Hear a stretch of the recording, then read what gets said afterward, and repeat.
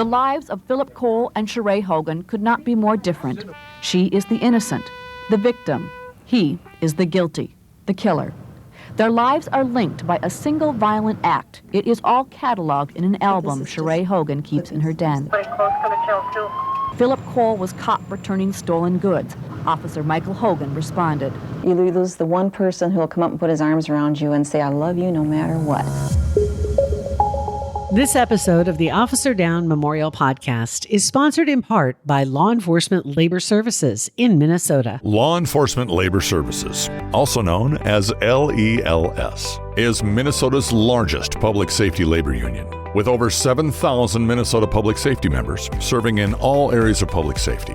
Law enforcement, 911 dispatch centers, corrections, public safety administrative support personnel, and firefighters. Established in 1977, LELS serves over 260 different public safety agencies and over 450 locals across the state of Minnesota. With their administration, general counsel, 3 staff attorneys, and 14 business agents, LELS provides contract negotiations for better wages and benefits, grievance processing and representation, discipline representation, mediation and arbitration, assistance with representation for post-board hearings, and in-line of duty death benefits for survivor families. Find out more about law enforcement labor services at lels.org. lels.org. Episodes of the Officer Down Memorial Podcast may contain strong language and violent content. Listener discretion is advised. Hi, everyone, and welcome. I'm Sheriff Scott Rose from Minnesota, and I'm your host for today's new episode of the Officer Down Memorial Podcast. Walking eastbound. In each episode of the Officer Down Memorial Podcast, we'll share the details and the stories of how these men and women heroically lost their lives in the line of duty. Our mission is to help ensure their service and sacrifice is never forgotten. Thanks for spending some time with me today to remember and honor these fallen heroes.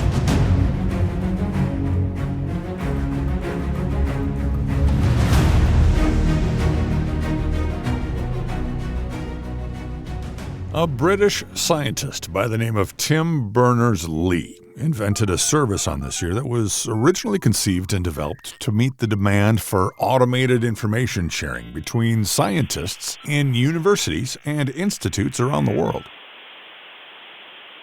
This service was called the World Wide Web, which now hosts over 1 billion websites around the world. The very first episode of The Simpsons aired this year. Hi, gang. This is Bart Simpson. Now that I am a huge star, now that we're all huge stars, The Simpsons are getting their own series premiering Sunday, January 14th on Fox. George H.W. Bush was sworn in as our 41st president of the United States of America. Raise your right hand and repeat after me. I, George Herbert Walker Bush, do solemnly swear. I, George Herbert Walker Bush, do solemnly swear that I will faithfully execute the office of President of the United States. that I will faithfully execute the office of President of the United States And will to the best of my ability. and will, to the best of my ability, Preserve, protect, and defend the Constitution of the United States. preserve, protect, and defend the Constitution of the United States. So help me God. So help me God. Congratulations.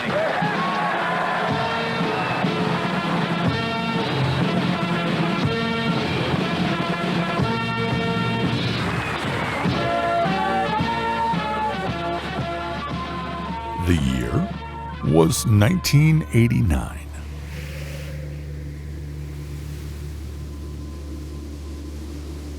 It was December 15th, 1989. There was just an inch or less of snow on the ground, but it was really, really cold. High temperatures were expected to be only around 2 degrees, and it was gonna be windy.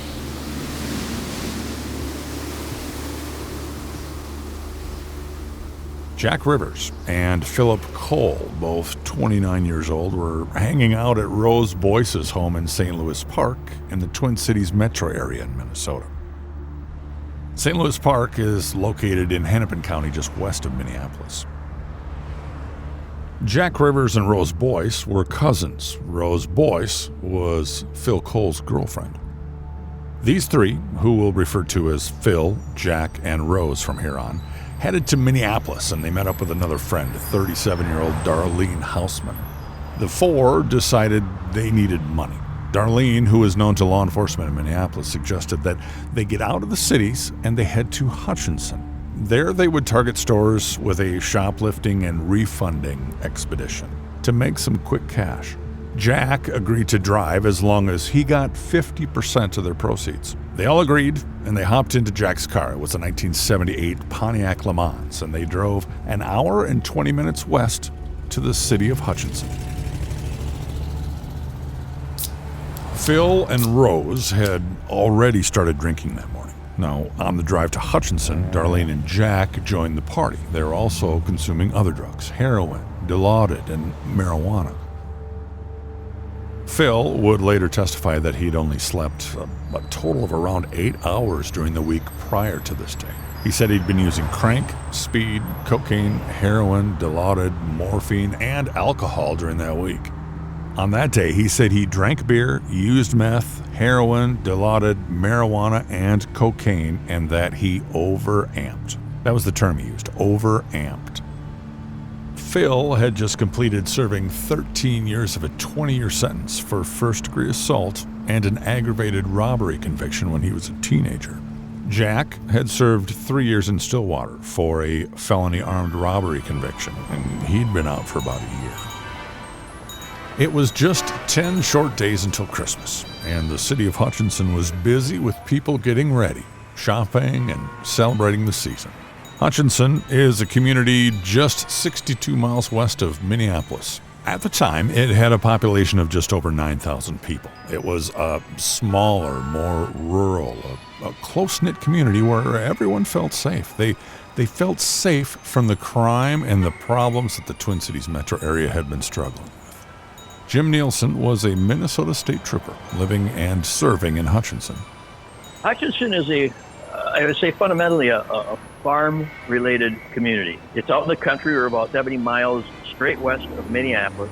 It's flat ground, farmland, and then Hutchinson is rather a hub of activity, I suppose, for the surrounding areas. But it's not a big town, but it's big enough that you don't need to go to Minneapolis to get whatever you need. That's the good part about it. I think it was that safe distance from the cities, but still close enough. And I guess probably the backbone of the city's life was the 3M company that was a staple here for generations. A lot of people were 3Mers. And we also had what we used to call a VOTEC, which became a college, the Hutchinson Area College.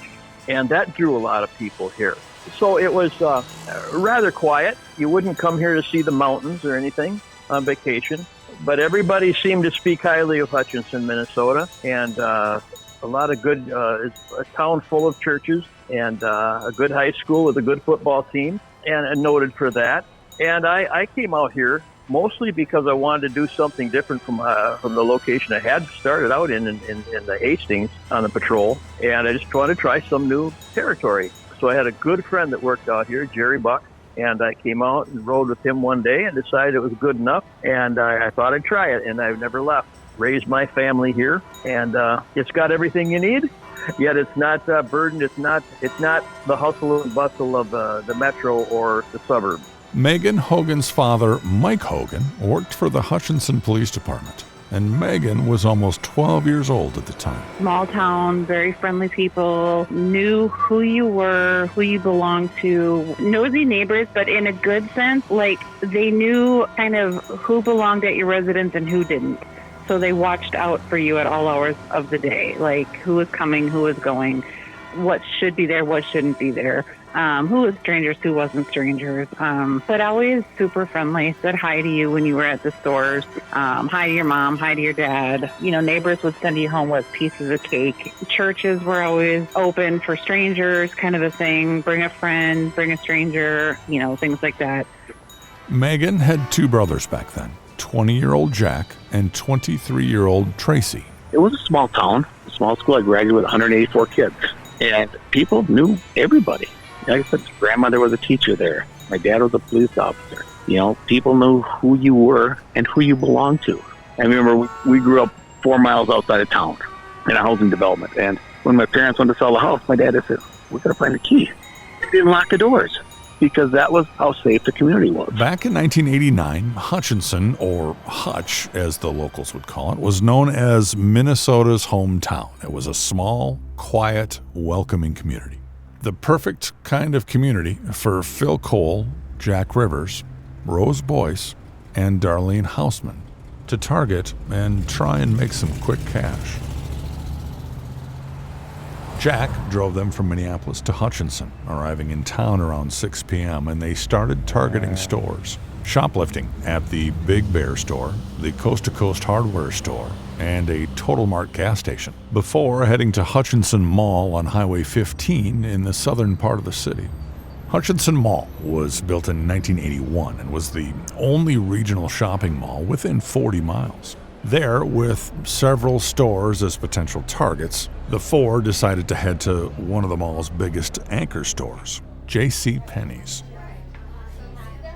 At JCPenney's, their plan was Darlene would do the shoplifting, and the others would then return the items to the store.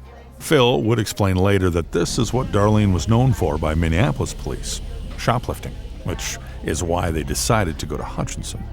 Rose was the first member of the group to enter the store after Darlene returned to the car with stolen merchandise to return. Rose returned 2 nightgowns for $50. She also walked out after successfully shoplifting 2 sets of children's clothing. Now it was Jack's turn to go in and return the stolen clothing.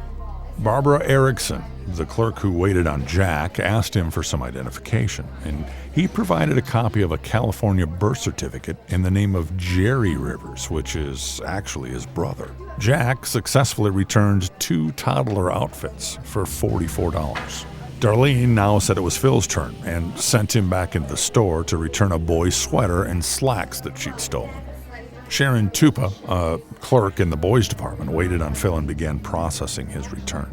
Sharon testified that Phil seemed a little nervous. When Sharon asked Phil for identification, he replied that he could provide a birth certificate as identification, but we'd have to go back out and get it.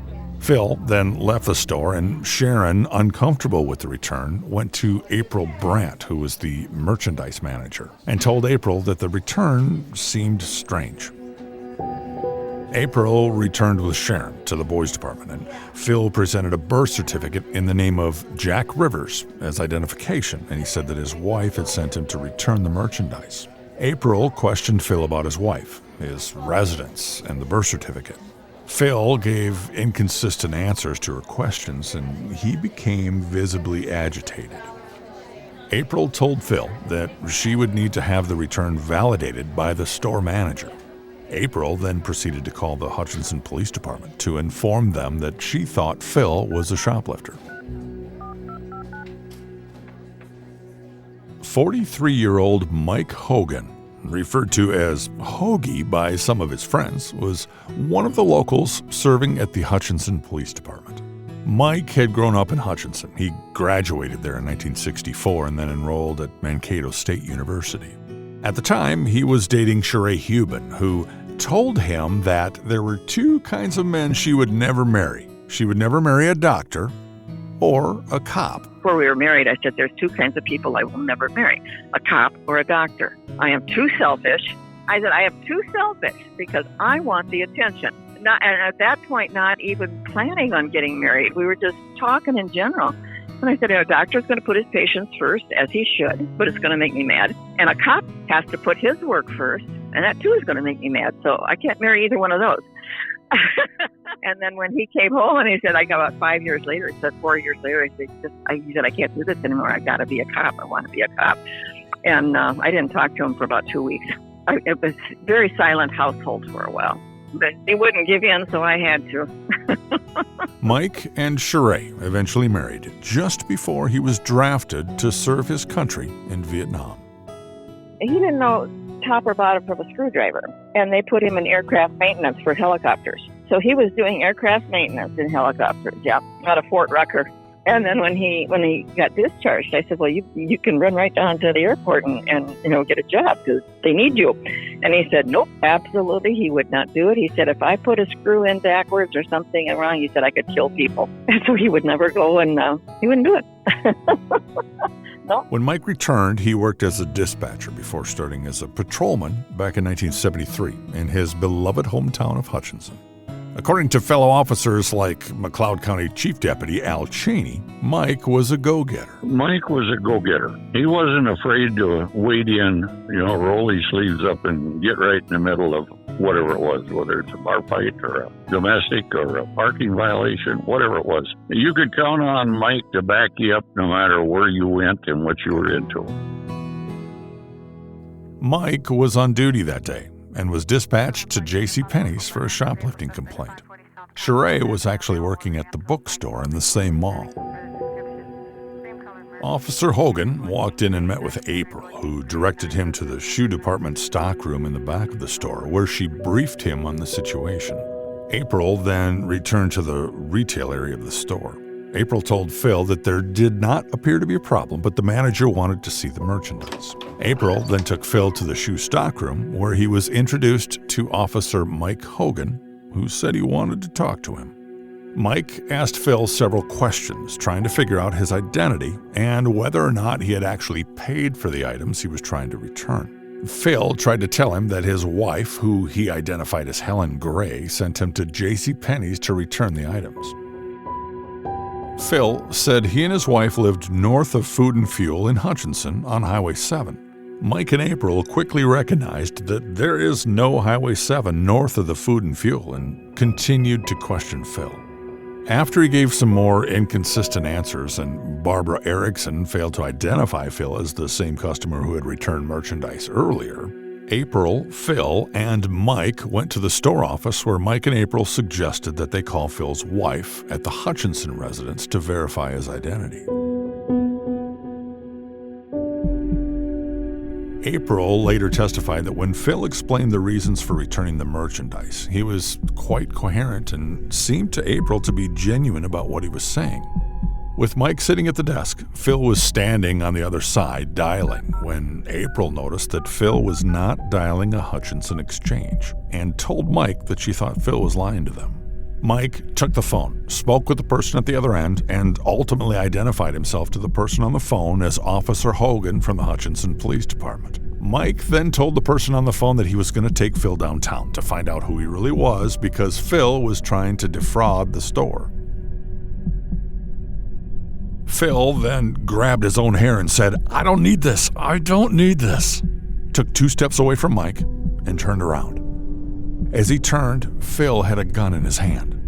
Phil held his arm straight out, pointed the gun directly at Officer Mike Hogan's head, pulled the trigger, and shot Mike in the forehead above the left eye. Mike was still on the phone. He didn't look up. He didn't see Phil approaching with the gun. He had no idea what was coming and no way to defend himself. April would later explain there was no remorse, no hesitation. Phil aimed at Mike's head and simply pulled the trigger, like it was nothing. Phil later testified that he shot Mike in part out of fear of going back to prison for all this time because Officer Hogan said that he was taking Phil downtown to the police station. Phil knew that he faced possible completion of a prior prison sentence in Minnesota for parole violations. That could mean his return to prison until 2006. He also would face return to prison in Indiana for offenses he committed in that state. After shooting Mike in the head, Phil turned the gun towards April. She fell to the floor, put her hands behind her head, and waited to be shot. She testified that she thought she was dead, that her life was over, that she would never see her children again. Phil didn't shoot April, but left the office and ran out the front door of the store into the parking lot. After she was sure Phil had left the office, April crawled on her hands and knees to the phone, dialed 911, and reported that a police officer had been shot at the JCPenney store. She placed her call just 15 minutes after Mike was dispatched there.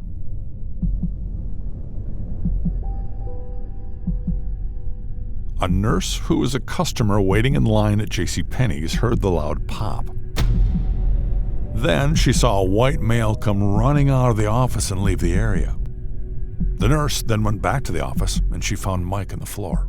She checked for a pulse, and there was none. When dispatch put out on the radio that an officer was down at JCPenney's, there were 2 officers in the city, and they were both at the office. Dan Kirchhoff from the sheriff's office and Jim Nielsen from the Minnesota State Patrol. So I was down in Glencoe on that evening, the 15th, I don't know, 7 o'clock-ish or so. It was bitterly, bitterly cold, 20 degrees below zero cold. And I was down in Glencoe doing reports in my office in the sheriff's office. And I was sitting there minding my own business, and McLeod County Deputy Danny Kirchhoff came running to my door and said, 214's been shot. And I go, what? And I jump up. Danny and I screamed north to Hutchinson, and we were the only law enforcement there was, because Mike Hogan was now on the floor dead at JCPenney's. We didn't know yet. And his partner, Bill Matsfield, was so distraught he couldn't leave his side. So Matsfield was out of commission just because mentally it was just killing him. But I didn't know any of this. Danny and I ripping north into Hutchinson. It's Christmas season. This was at our mall, and it's packed with people. And we pulled into the lot not knowing what to expect. We had very little information. And he said, I'll run into Penny's. I said, okay, I'll stay in the parking lot and watch for the bad guy, whoever that might be.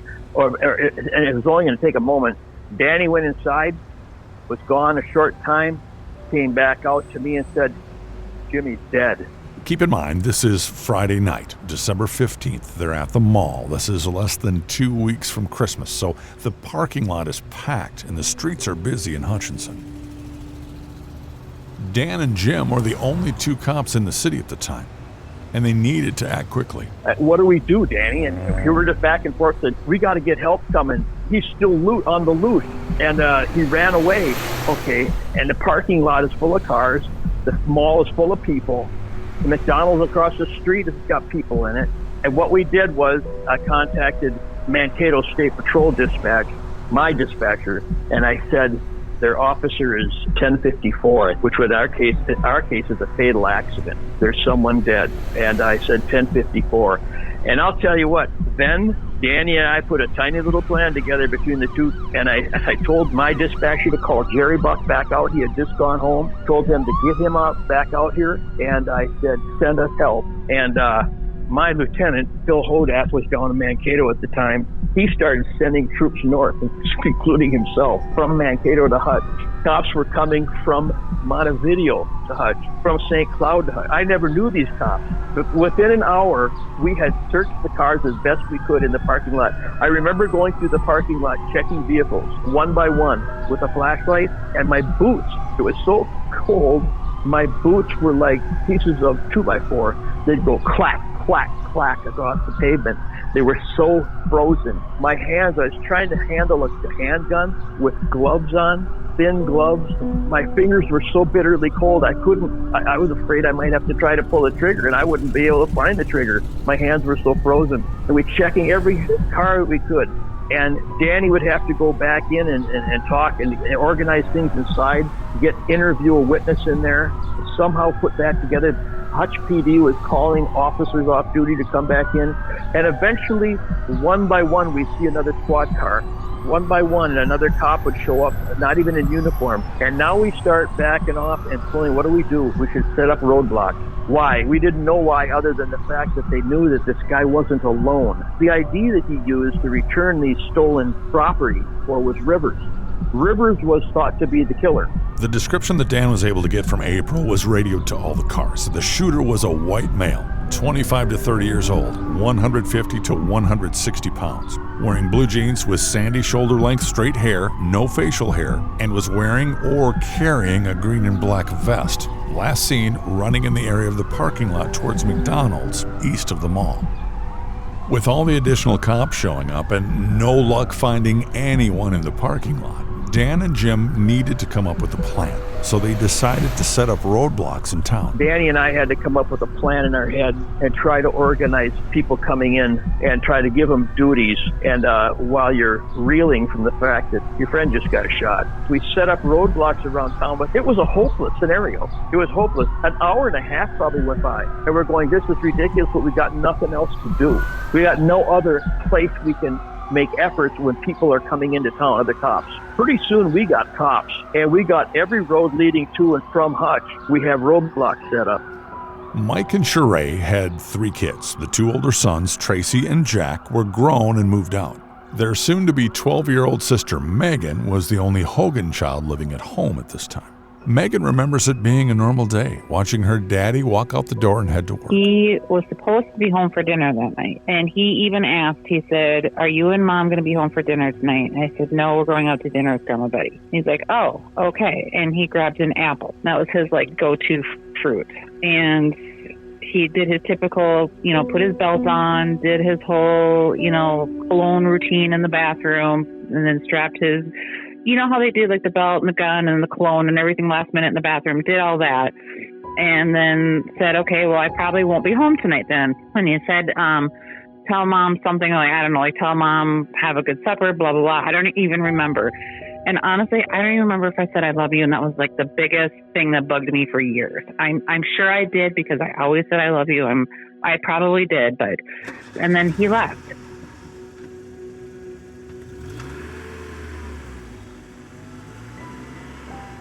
That day, Sheree was working at the bookstore in the mall, the same mall Mike had been dispatched to. My store was in the same mall, and I didn't know about it for quite a while, but things were happening in the mall. You get the feeling something's going on. Soon I hear the slamming of the gates, and it's like, what the devil is going on, I was just getting ready to go. All of this confusion was going on, and I said, whatever it is, I'm out of here. I'm going home. Sheree had no idea Mike had been dispatched to the mall or had even been involved in the incident there. She went home and picked up Megan. They picked up Grandma, and they headed out to get some dinner. On the way to the restaurant, we passed JCPenney's, and Mom said, ooh, something big is going on there. I bet you Dad is there working, because, she always liked to be like, ooh, that's probably Dad working there, because I was a kid.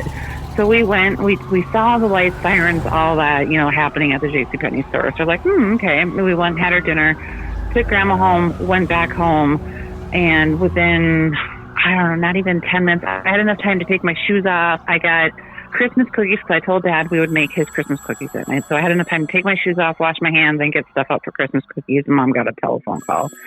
And it was one of those calls where she didn't sound like Mom.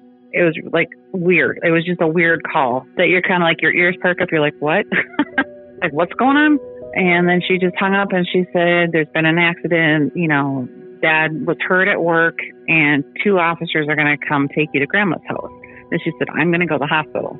And I'm like, oh, okay. Not knowing, what's going on other than Dad was hurt. I'm like, oh, he's going to go to the hospital. He'll be fine. And he'll be home. And then, the 2 officers showed up at the door, and I'm like, okay, I've seen enough shows. Even at 11, you see enough shows where you're like, okay, there's 2 officers in uniform at the door. Something's going on. And I remember asking Michelle Hammond Johnson. She was the girl that was with. I remember asking her, I'm like, is my dad dead? Is he okay or is he dead? She's like, well, everything. She's putting me off. I could tell something was weird because putting me off the whole time. Oh, well, your mom's going to call you in a little bit and, we'll see what's going on when we get to your grandma's house, but we're going to take you to your grandma's house and, your mom will be in touch. And, just that whole stalling you until you get to grandma's house. But then when I got to my grandma's house, the pastor was there. Grandma was there. They were in tears. And then within maybe 40 minutes, my brothers showed up. And then my mom's best friends showed up. And then it was like, all right, okay. Then the questions, I'm like, what's going on? Dad, something serious is with Dad. Now I know this is serious. And, at 11, you're not stupid. You're what's going on, but you're like, okay, if someone's not telling me something, And so to pass time, I just sat down in front of the TV and the news was on, and that's when I At heard. approximately 7:15 p.m., Officer Mike Hogan responded to a call from the JCPenney department store in Hutchinson regarding persons trying to return merchandise for cash. Officer Hogan was speaking to a white male identified as Philip Cole when Cole pulled out a firearm and shot Officer Hogan once in the head. Officer Hogan died as a result. And they were still talking behind me in the living room, and I'm like, Grandma. And the pastor came over to me, and he was like, oh, we shouldn't have, we were waiting for your mom to call to tell you. So they knew and weren't telling me because they were waiting for my mom to tell me. This is one of our biggest fears in law enforcement. Something happens to an officer and the family hears about it on the radio or on the news or on social media before someone can get there to properly notify them.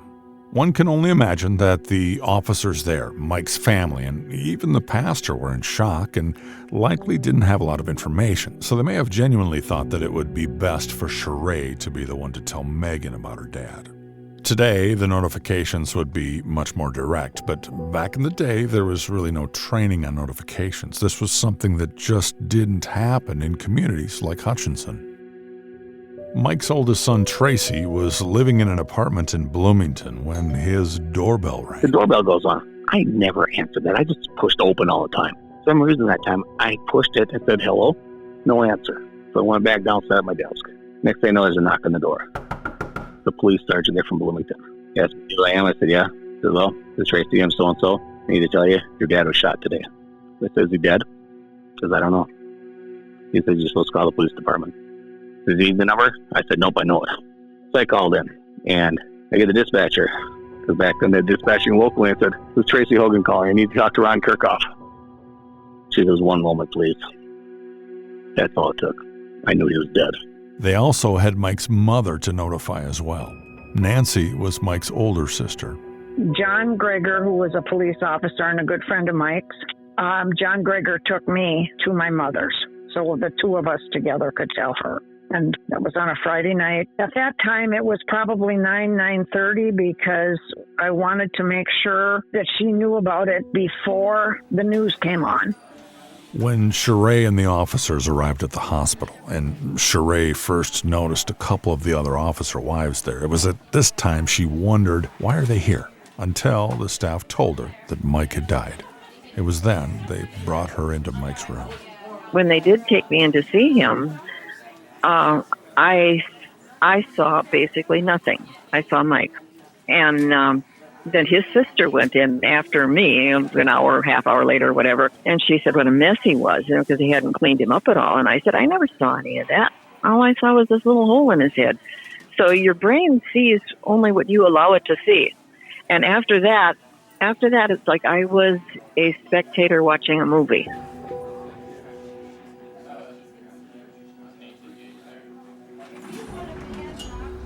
Jack, Rose, and Darlene didn't know what happened at Penny's. They just knew something went down and assumed Phil had fled. Even with all the law enforcement coming into town from all directions, the three of them stayed in town, driving around looking for Phil, before finally heading to County Road 7 to head back to the cities.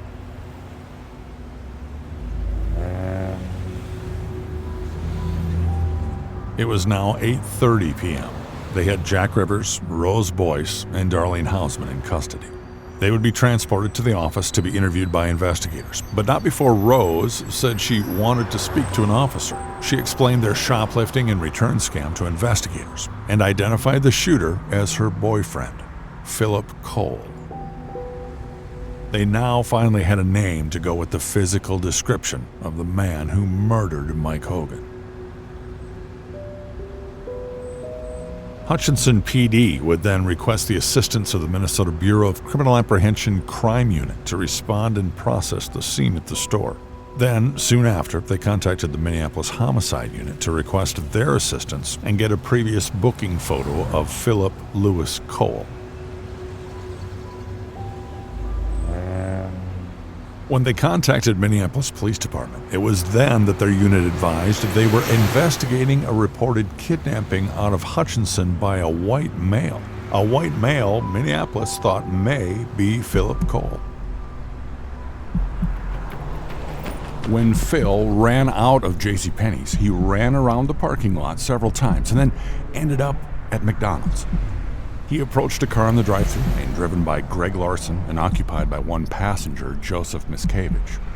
Phil told Larson and Miscavige there's been an emergency. He needed a ride. Larson and Miscavige said no. Phil walked away at first, but then came back, demanded a ride, and jumped into the back seat of the car. Phil then put a gun to the back of Miscavige's head. Phil told the two not to do anything stupid, that he had already shot a police officer, and told Larson to drive him out of town. Larson drove to Minneapolis, and Phil asked to be dropped off in the Lake Street area. Phil was in the car with the two for approximately an hour. After dropping Phil off, they found a police officer from Minneapolis and reported the incident. Now, the manhunt included Hutchinson PD, McLeod County Sheriff's Office, Minnesota State Patrol, the Minnesota BCA, and the Minneapolis Homicide Unit. While authorities spent the next 4 days hunting Phil in Minneapolis, Mike's family and the Hutchinson Police Department were planning a funeral. Originally, it was suggested that they have the funeral at the school, but Sheree was having none of that. She would have Mike's funeral in their church, and then she told them, no guns. Well, I had told them that, yes, it's going to be in my church and the officers could come, but I don't want it. There's no guns in the church. And then dead silence, and they said, well, they're coming in uniform and they're not fully in uniform if they don't wear their guns. So, of course, I gave in, but I didn't realize that either, that they had to have them on their person. So that was something else that I didn't know. I was so against him being a cop that I didn't learn much about police. Remember, Sheree said early on she didn't want him to be a cop. And when he became one, they didn't discuss work at home, so she learned most of what she knows about law enforcement after Mike was killed. The day after Mike's murder, Minneapolis SWAT surrounded a house acting on a tip that Phil was there. Chief Deputy Al Cheney was there with BCA agent Bob Bushman. Bob Bushman came out and he said he wanted to go and do some checking. So I says, I'll go with you. And we chased around. We went to Philip Cole's parents' house in downtown Minneapolis. And now we had, this old man, he started cussing at us when we got there, but he finally let us in and we talked. And when we come outside, I said to Bob, I says, is the hair in the back of your neck standing on end? And he said, yeah. He says, that SOB was upstairs. We called Minneapolis SWAT, and before they got there, he got out of there. The hunt continued for Philip Cole.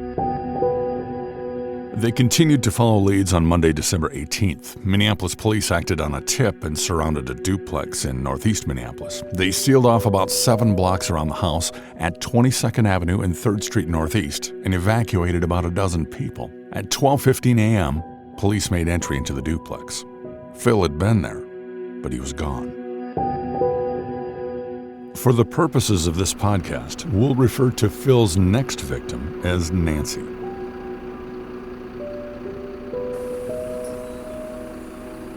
Nancy had just finished work for the day and she was headed home. It was shortly after 8 p.m. and she got on the number 18 bus, which dropped her off at 2nd Avenue and 1st Avenue near River Place, about 3 blocks from her home in Minneapolis.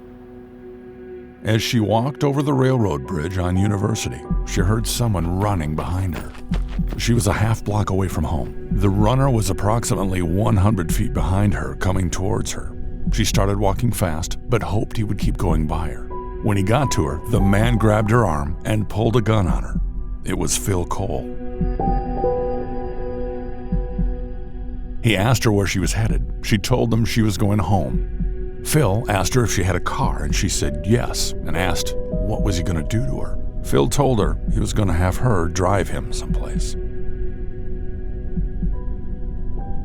Phil walked Nancy at gunpoint to her driveway and had her get in the driver's seat, him in the passenger seat, and he ordered her to drive him to South Minneapolis. At this point, Nancy had heard about the cop getting shot and assumed her kidnapper was the shooter, although she couldn't remember his name. They initially drove around with Phil telling her she was taking him to meet with his brother. Eventually, Phil told Nancy he'd made up the story and ordered her to pull into a park, which ended up being a dead-end road. Nancy turned around and asked him what he wanted her to do now. That's when Phil told her to stop and take off her clothes. She said no, but Phil, with gun in hand, told her he was going to kill her if she didn't. Nancy removed her clothes. Phil took off his, and then Phil raped her.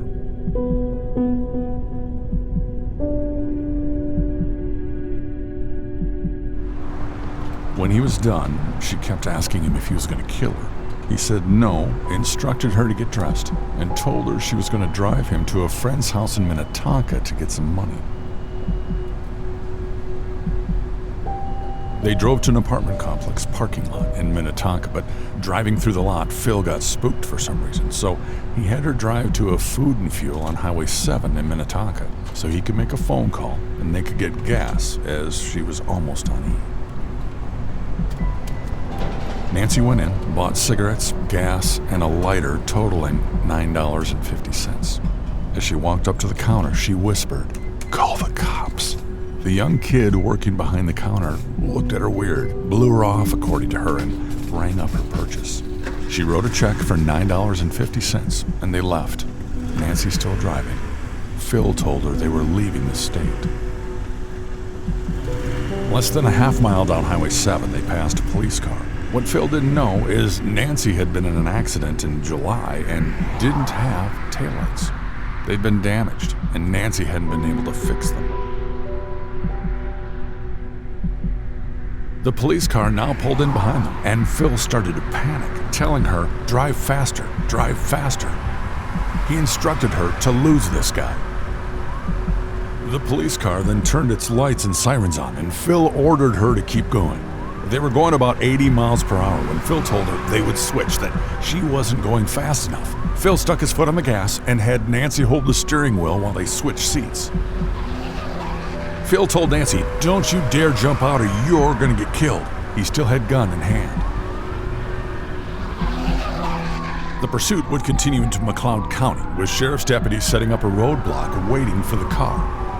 Phil continued towards the roadblock and sideswiped a squad car going by. Then, Phil struck another squad car, causing Phil to swerve in the roadway before coming up on the second roadblock where he struck yet another one, lost control, and went into the ditch near McLeod County Road 9.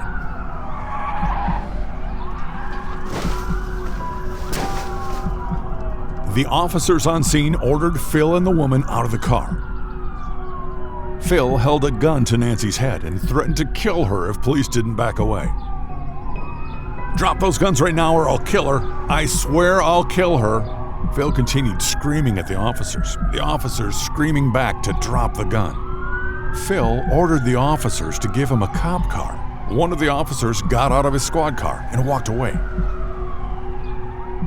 Phil then attempted to get in the police car, but it was locked. He continued to scream at the police while walking Nancy at gunpoint up a driveway to a farm near the scene. In the farmhouse, the owners, the husband, wife, and 2-year-old daughter were inside. When the husband heard police sirens and saw flashing lights outside his home, he looked outside and saw Phil and Nancy coming toward the farmhouse. He took his wife and daughter upstairs to the bathroom and locked all 3 of them inside. Phil entered the farmhouse, went upstairs with Nancy, his hostage, and told the family he had killed a police officer in Hutchinson, asked if they had any guns, and told them to come out of the bathroom, that he wasn't going to hurt them. Meanwhile, the police surrounded the farmhouse. The standoff lasted nearly 7 hours. During that time, police negotiated with Phil for release of the remaining hostages. Phil wanted to talk to his parents, his sister, and 2 of his cousins to say goodbye. He had just spent 13 years in prison, and he said he wasn't going back. Negotiators first let him talk to his mom, then to 2 nephews, and then his sister. He also called WCCO-TV and talked to them during the standoff. Surrounded by 100 armed police officers, Philip Cole said he'd rather kill himself than go to jail. All I wanted was to talk to my families, my family members, and say goodbye to my friends. I was going to let these people walk out the door, and I was going to take my own life. From the farmhouse, Cole called me by phone. Avoiding jail, he said, was the reason he killed Officer Hogan while Hogan was questioning him. He was calling me a punk, Cole said. He was calling me a worm. He was going to take me in. I shot him in the head. I had to do it to stay free. My freedom meant more to me than anybody's life.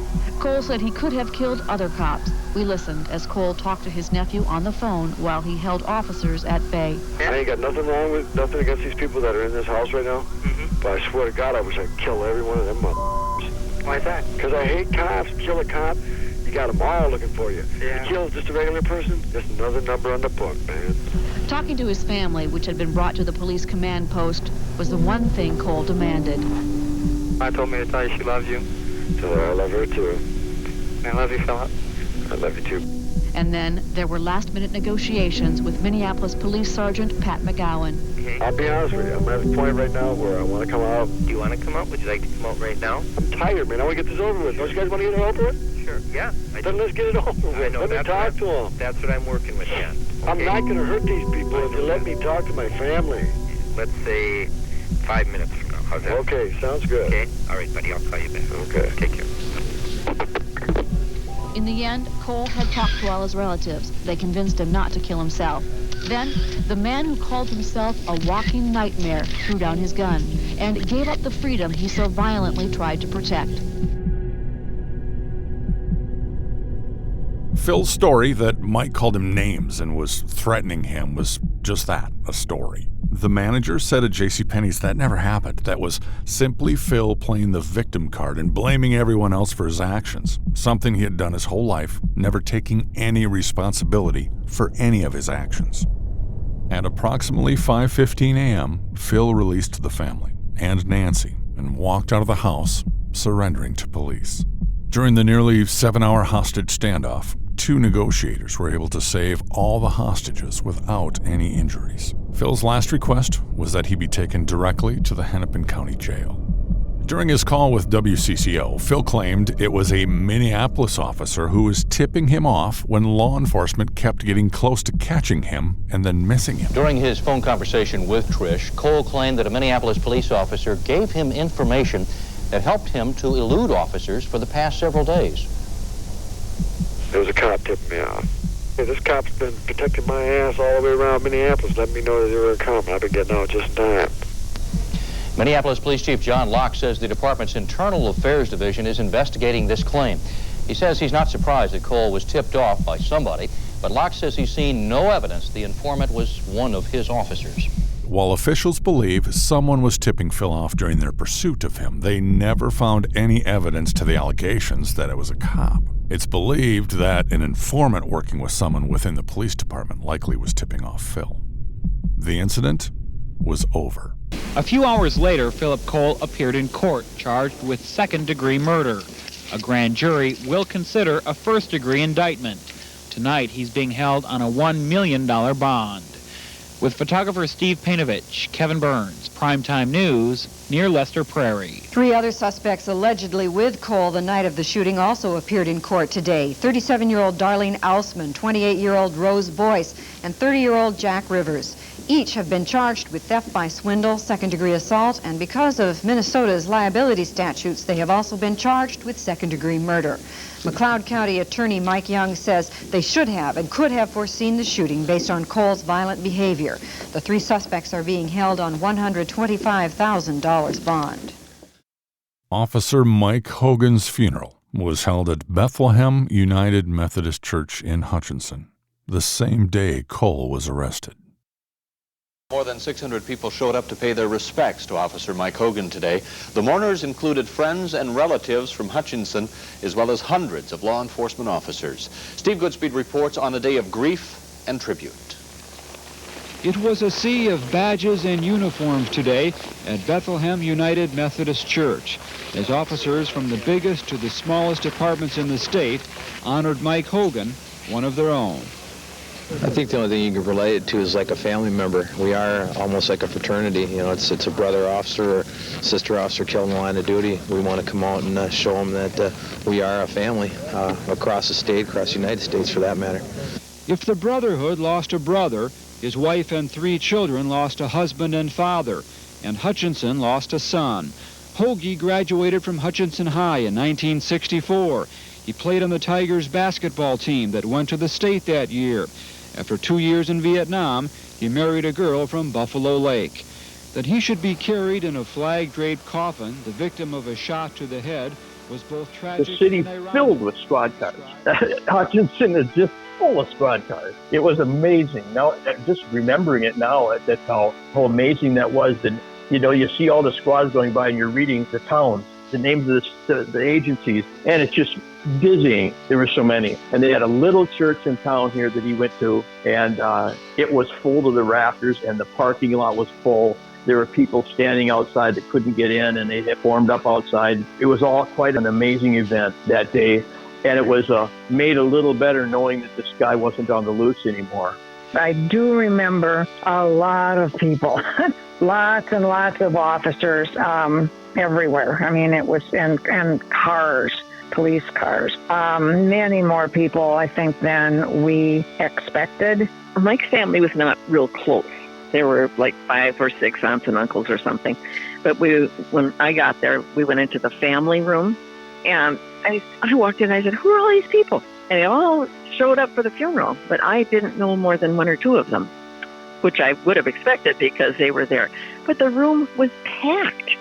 And I kept thinking, what are they all doing here? Because I expected just a little funeral.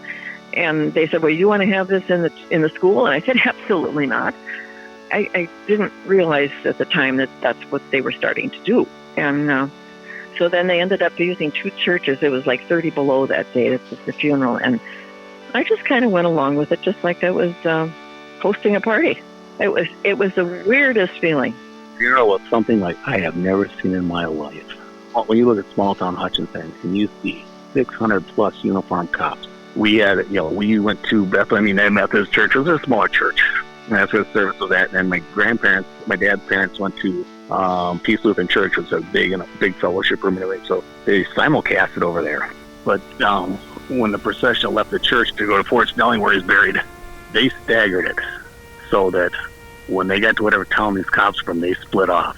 So like from Hutch, Silver Lake might have been in the front, they split off in Silver Lake. Then we went to Howard Lake, how they were to split off. St. Bonifacius, Carver County, get into Minnetonka, they'd split off. Flashing lights the whole way with everybody to, they would get up there to block intersections. And so they took a procession all the way from Hutch to Fort Snelling Cemetery, which is probably an hour and 20-minute drive. Mike was only 43 years old. He was buried in Fort Snelling National Cemetery in Minneapolis, Minnesota, and was survived by his wife, daughter, and 2 sons. After the venue change, Phil was tried before a jury in Dakota County District Court in Hastings and raised the defense that his voluntary intoxication rendered him incapable of having the requisite intent to kill. Phil testified at trial and stated that he had slept only a total of about 8 hours during the week prior to the shooting. He also testified he'd been using crank, speed, cocaine, heroin, Dilaudid, morphine, and alcohol that week. During the trial, a defense expert, a forensic scientist, testified about the effects of marijuana, heroin, morphine, and Dilaudid. The expert explained the possible effects of these drugs were incoordination, dizziness, mental clouding, agitation, and overamping, the condition of being overstimulated beyond one's ability to control one's feelings. Phil testified that he didn't appear intoxicated at the time of the shooting because he was used to acting sober while he was high in prison. During the trial, Phil pled guilty to felony theft. At trial, then, the court, pursuant to the request of the defense counsel, instructed the jury on the lesser included offenses of second-degree felony murder and 5 counts of misdemeanor use or possession of a dangerous weapon. In the end, the jury found Phil guilty of first-degree murder of a peace officer, murder in the second degree, multiple counts of felony assault in the second degree, felon in use of a possession of a dangerous weapon, and multiple counts of kidnapping. The trial resulted in a hung jury on 3 counts of kidnapping, and the state later dismissed those charges. The jury also found Phil not guilty of premeditated murder in the first degree and not guilty of aggravated robbery. During the trial, Phil showed absolutely no remorse. On September 13, 1990, during his sentencing hearing, April Brandt from JCPenney's spoke during the victim impact phase of the hearing and explained, when you see a man's face when he's killed, he was healthy, he was vibrant, and when you see a life stolen that way, see it taken so violently and with the mockery and the disrespect that comes from Philip Cole since the incident, showing no remorse or showing no sorrow, there is no possible maximum sentence that's enough. Even though the Hogan family sat a couple rows behind Phil during the entire trial, years later, Sheree remembers very little. I just kind of sat through the whole thing. I don't remember anything that was said. So that week is lost in my mind, except for going for a walk every night. Mike's fellow officers and friends helped protect and shelter the kids during the hearings. Ron Kirkhoff and his brother and a lot of the guys sheltered me a lot from the horrible things. I mean, they were very, very good, especially during court. I remember in court, Cole trying to either talk to me or look at me or get my attention, something, and it wasn't even 20 seconds, and Ron had me under his arm, and we were heading out of court. I'm like, whoa, like, where are we going? He's like, out of court. I'm like, oh, okay. And I'm like, why? He goes, because you don't belong in here. And I'm like, oh, okay. You know, he didn't want me having anything to do with Cole or him looking at me weird. They moved the trial out of McLeod County, moved it down to Hastings. And, of course, Ron Kirkhoff was on one side of me, my mom was on the other side. And as they get up to do the things they do, I'm a young, hot kid whose dad was killed by this punk, and you want to go at him. Well, what I found out afterwards, they told me that I did not know, that I was placed where I was sat strategically because there were a lot of undercover officers sitting all around me because they were afraid of what I might go do. Because like I said, I've been, as a young kid, you're hot-headed, but I was also smart enough that I'm not going to stoop to his level. Would I like to see something happen to me? Yeah, but I'm not going to stoop to his level. I'm not going to ruin my life because of him.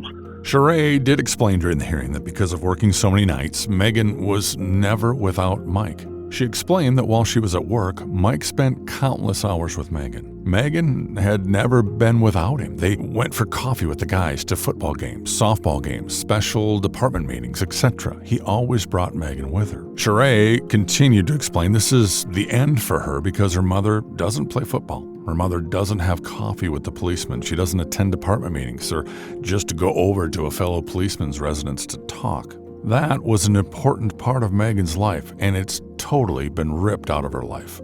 Daddy will not be there at her skating show. He will not be there for her confirmation, for her graduation, or her wedding, or her truly other important moments in her life. Everything is now different. She's even different from the other single-parent homes. Her dad was murdered. He was not sick and died. He was not an abuser and removed from her home. Her parents didn't hate each other. She was not a child of neglect or a divorced family.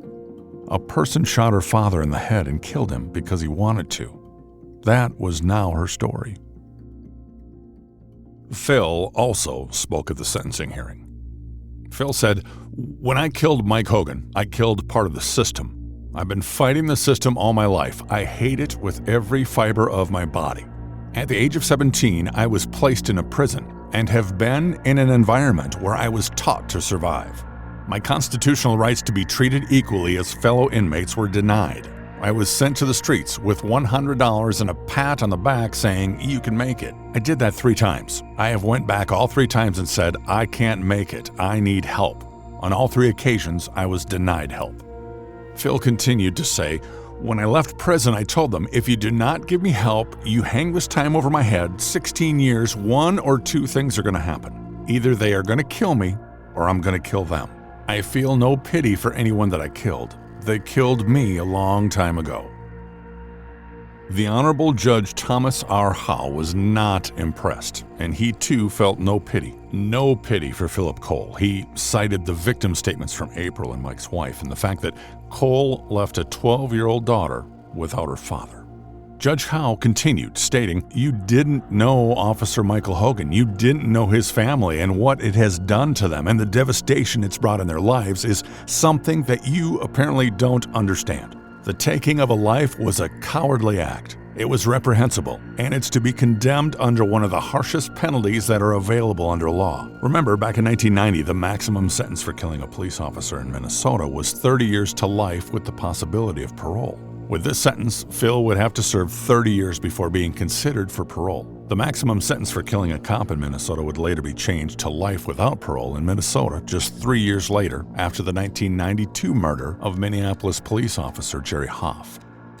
Judge Howe sentenced Phil to the maximum for murdering Mike Hogan. He then said, based on everything he'd heard in this case, 30 years was not nearly long enough for Philip Cole to remain off the streets. The judge told Phil that the evidence in this case led him to believe that Phil was a dangerous individual. He cannot cope in a civilized society. The judge said to Phil, "You said it yourself on the witness stand when you testified here in one form or another. Since you were 11 years old, you've been involved in institutional settings. Maybe it's best as a deterrent to others and perhaps as retribution for the Hogan family, the citizens of Hutchinson, and honorable and decent people everywhere to know that some maximum sentence is being imposed. Probably for your own good as well. Best thing could happen to you is you spend the rest of your life in prison. It seems to be the only place that you can get along." With that, Judge Howe ordered that the other charges be consecutive sentences, one after another, to start only once he served and completed his 30 years to life for the first-degree murder charge. Consecutive sentences aren't common, certainly back then, and especially in longer sentences like this. Even then, Phil didn't file a direct appeal for his sentencing. An appeal was filed later on Phil's behalf on the conviction, but that would be denied. 2 of the 3 others involved pled guilty to charges of participating in a crime during which a murder is committed and to shoplifting. Jack Rivers was sentenced to 13 years. Phil's girlfriend, Rose Boyce, sentenced to 9 years. A few months later, in October of 1990, Darlene Hausman pled guilty to first-degree assault and was sentenced to 5 years in prison. In October of 1994, Phil changed his name to Tommy James Wicca. His Minnesota offender ID is 101069. I think April said it best, with the mockery and the disrespect that has come from Philip Cole since the incident, showing no remorse or showing no sorrow, there is no possible maximum sentence that is enough. Phil is simply where he belongs, and he will die in prison. Mike Hogan was a homer. He was a hometown boy who grew up with many of his co-workers at the Hutchinson Police Department. He was a star basketball player for the Hutchinson Tigers and scored the winning basket during one of their state tournament games. He went on to serve his country in the U.S. Army in Vietnam. He became a police officer in 1972, and for 17 years he proudly served the community where he grew up and where he was raising his 3 kids. Mike was well known and well loved in this community. In the early 80s, he was even recognized by the Elks of Hutchinson as Police Officer of the Year. This family lost a husband, a father, and a son. This community lost a professional law enforcement officer. They lost one of their true local heroes. When you come into Hutchinson from the north and we come down the hill, there's a big wall, and it's dedicated to people who were important to Hutchinson. And Mike is standing there, and it's just, I mean, it looks exactly like Mike did. It's really something to see. And Lindsay Whalen is on there, Les Kuba, who is very important to Hutchinson. I mean, it's eerie when you come in because it's just like Mike is standing there the last time I saw him. Born and raised in the community he was sworn to protect, Mike was one of the best. His dedication to his community, this was more than just a job to him. This was his calling. This was his community. He took ownership and pride in serving Hutchinson. During and after the funeral, the Hogan family learned many stories showing the impact Mike made on people in this community. After he died, of course, I got many, many letters and people who wrote to me that I had no idea that any of these things had ever happened. And there was somebody had come into the funeral home when nobody else was there and just left a rose on Mike's casket. And then after that, at the cemetery, someone every year has left some fake flowers there. Never seen anybody there, have no idea who it was. Nobody ever said they did it. But there, when Megan, again, several years ago, when she worked in Hutchinson Nursing Home for a while, one of the girls finally told her, she said, "I did that." But she had been in a horrible relationship, and Mike had pulled her and her kids out of it, and was not a very nice man. He could really crack down if need be. So he loved his family. I think he really respected his family, and he was respected. I guess I don't ever remember hearing anybody say anything bad about Mike, especially when it came to, well, people that he had stopped for various reasons. They felt he was fair, and I think that's something to really feel good about. Mike was a gentle giant when needed and could be tough when needed, yet he still stayed humble and at times old school. So that just kind of told you a person that he was like, you know, and if he had to put down the hammer, it went down pretty hard, but not very often. Oh, he'd been at work during his first month sometime, and they had a call, and the chief had said, well, you got bullets in your gun? And Mike says, no, I never put bullets in my gun. What do I need that for? Well, for God's sake. Well, he said, who's going to mess with me? He loved his job, and he would bend over backwards to help people. Just an all-around super nice guy. He loved his country. He served in Vietnam. He loved being a police officer. He was a quiet man, and yet you knew when he was around. He was just, like I said, a kind of a gentle giant. Mike was simply trying to do his part to make Hutchinson a little better place to raise his kids. While Mike loved his community, it was always family that was most important to him. Well, you just hear the phrase a gentle giant, and he was. He was a big man and very, very gentle, very kind. I kind of don't know how else to describe him, but he wanted his family. That's pretty much it. We weren't very social, but one of the gals said, well, why don't you and Mike join the country club? And I said, well, who wants to go to the country club with a policeman except the chief? And she said, oh, you're right. So he just definitely enjoyed his family. We did things together. We went on bike rides all the time and went camping in the summer, and we just spent a lot of time together just as a family. And the boys, of course, they take off with their friends like kids do, but in general, we just did a lot of things together. And then we helped our parents a lot, if they needed help with lawn or something like that. So we just have been very much an insulated family, kind of. Mike's dedication is what kept him in Hutchinson. He believed in service before self. It's this belief that drew him to serve his country and later to serve his community. Had Mike not confronted Cole, who knows what could have happened? Who knows who else Cole might have killed? April could have easily been the one shot in that office. Mike's dedication, his compassion for the people he served, made a lasting impact with his family. It made me a more compassionate person. My dad was not a person to hate. I don't think he had a hateful bone in his body, and I noticed a lot of people turn to hate after something like this happens. And a lot of people have a hard time moving forward after the death of their loved one. I haven't had a hard time moving forward. Maybe it's because I was so young, but my dad was one that was a person that would be like, he had enough love to give to even the worst of people. I don't forgive Cole at all. I will never forgive Cole. But I also am not one to harbor hate in my heart because it just ruins me, and it takes away from my joy, and I don't have time for that. I was too young to hold on to too much hate for that long, to destroy myself, and I don't think my dad would have wanted that for me. So I chose to live a happy life and to know that I was going to be all that I could be and not a shadow of something because I was holding on to something that would never come back to me, which was my dad. I had memories. I put it this way to someone once. Some people live a whole lifetime of living with someone that they knew never loved their mother or father or their siblings. I knew at a very young age that my dad loved my mother and he loved us kids. And I would give anything knowing that even at 12 that he died, he loved all of us very, very much. I would just, even knowing that those 12 years was enough versus a lifetime of someone that lives with hatred in their family or abuse in their family. I'll take the 12 years versus a lifetime of abuse.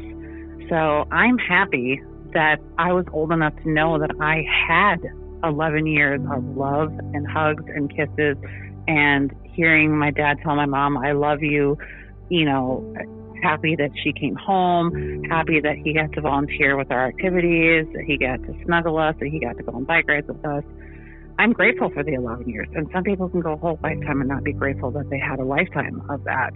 Their perspective is completely off. They have a whole lifetime with a parent and they're just totally ungrateful. I had 11 years only, and I was completely grateful for that 11 years. Wish I had more, but I'm not going to harbor the hate. Sheree gave both of our kids one of Mike's uniform shirts, and our son had a teddy bear made out of his. Anyway, our son got married just 14 years ago, and at his wedding reception, he had that teddy bear on the dessert table. And I just about lost it. I think Sheree probably did too, because it was a very small wedding. I mean, none of the cousins were there, but Sheree was there. That's how much Mike meant to him. That was really special in my mind. Mike made a lasting impact on this community, too. Oh my God, they've done so much. They have the squad cars have his badge on the side of the squad cars, and they got permission from the city and the post office to use Dad's badge number as the new street for the police department. And that was totally on purpose, because I thought it was a coincidence at first. I'm like, oh my God, look at the police department address. And they're like, no, honey, that was done on purpose. I'm like, oh my God. There's so many little things that they've done in Hodge, like the mural of him on the side building down by Dairy Queen that was painted of him. Yeah, there's so many things at Hodge that are just dedicated to him. But I think the squad cars are so cool. His badge number on it. In the end, Mike made the ultimate sacrifice. And in giving his life, he ensured this coward would spend the rest of his life in prison where he belongs and never hurt another innocent person again.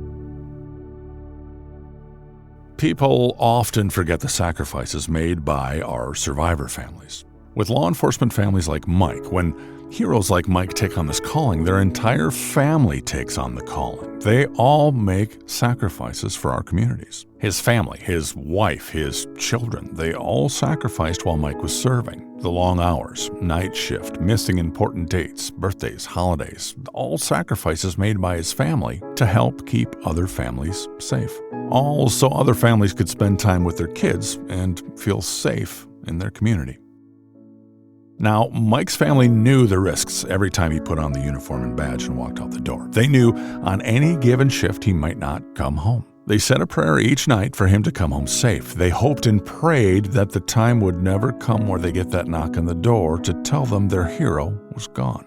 This happens every day with officer families in your community and across the country. This is why it's so important that we always support not only our local heroes, our men and women who are serving, but we also must support these amazing families that they leave home every day and every night. And when evil takes one of our heroes, evil like Phil, we must always be there to support our survivor families, families like the Hogan family, because their sacrifice never ends. I'll be honest, it's been hard. Going from 23, my dad had been out of college 6 months. People don't understand that, hey, I was starting my life at that time. And there are things you want to talk to your dad about. I rode to work every day, to and from work, takes me past the cemetery my dad's buried. I talked to him. He was buried right next to my grandparents. But, I talked to him every day. In 2026, 27 years after his murder, then Minnesota Governor Mark Dayton signed a bill into legislation designating State Highway 7 in McLeod County as Patrol Officer Michael Allen Hogan Memorial Highway. Legislation that was quickly approved by both the House and Senate in Minnesota. This story was produced 34 years after Phil was sentenced, and he's already had his first parole hearing, or as Minnesota calls them, life review hearings, after his first 30 years. These hearings are just terrible for these families because it puts them through all the emotions and the trauma all over again. It re-victimizes these survivor families. Unfortunately, per Minnesota law, Phil has the right to his life hearing, or parole hearing, once he's served his initial 30. In these hearings, a review board will look at his case and file and determine whether or not he should be released from the sentence. Unfortunately for the Hogan family, as long as Phil is alive, there will be more life hearings. But thanks to the Honorable Judge Thomas R. Howe and his tough sentencing back in 1990, should Phil be paroled on the murder conviction, he'll then have to start serving his sentence for the first of 6 additional felony sentences. 5 years for each of the assault convictions and 5 years for the kidnapping conviction. An additional 30 years added to his 30-year murder sentence. Now, while he may only serve 2/3 of each of those consecutive sentences, that's still another 20 years in prison on top of the 30. It would be easy for young cops and people in the public to dismiss this call as just a routine shoplifting incident. However, this incident reminds us no call, no matter how simple it seems, is routine. It reminds us that these men and women, these heroes serving, take incredible risks every time they take a call. Mike lost his life during this tragic incident. However, in doing so, he set off a chain of events that would ensure, in the end, that this murderer would never have an opportunity to hurt anyone on the outside again. Mike gave his life, and likely saved many. That's service before self. That's a true hero. That was Hutchinson police officer Mike Allen Hogan. With this story, we hope and pray that the Hogan family, the grandkids Mike never got to meet, Jordan, Keenan, Kira, and Madeline, and Hogan generations to come, will share his story and know that his service and his sacrifice saved lives. Together, by sharing this story, we can all help ensure that Mike Hogan will never be forgotten. Walking eastbound. Thank you for spending the time to listen, learn about, and honor the memory of this fallen hero. Make sure you take the time to thank your local law enforcement for their service and their sacrifice. And don't forget to thank their families too. They also sacrifice so much for our safety. It's up to us to help ensure the sacrifices made by these fallen heroes and by their families are never forgotten. So please share this podcast with family and friends. Until next time, this is the Officer Down Memorial Podcast. I'm Scott Rose. Thanks for listening.